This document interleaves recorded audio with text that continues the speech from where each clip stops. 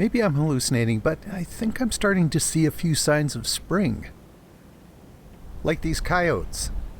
They were hunting separately, but they were clearly a pair. And there's open water on the creeks. Though to be fair, there's open water all year on these particular creeks. Where this little dipper is hunting, that's Willow Creek below Chain Lakes. But there were two of them there, and if you listen, you could hear a little bit of them singing.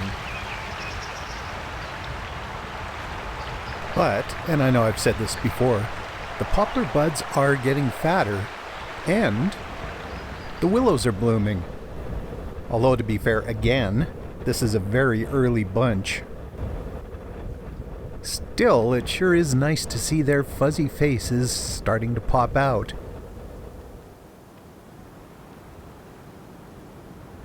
Down here in the Porcupine Hills, where this rough-legged hawk is flying around, the north-facing slopes are still well covered with snow.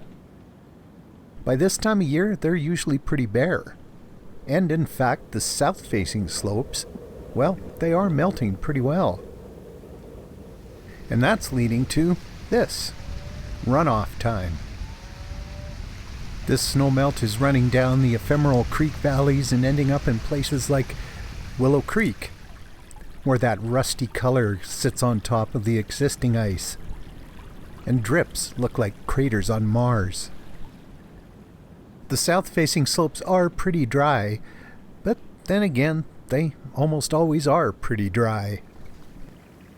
But over the centuries, runoff has carved these little channels where the water kind of tends to run slowly and soak into the soil.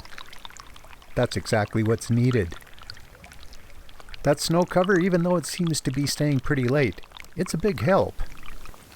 But snow cover or not, the rough-legged hawks are gathering to fly north. The deer are relaxing, taking in that semi-spring sunshine. So are the horses. But it wasn't runoff that really caught my eye.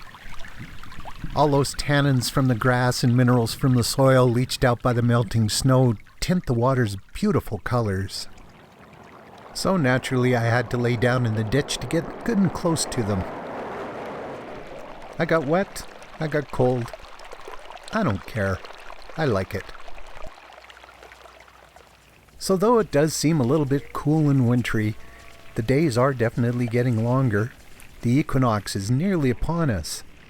Eagles are flying north. Great horned owls, they're already on their nests.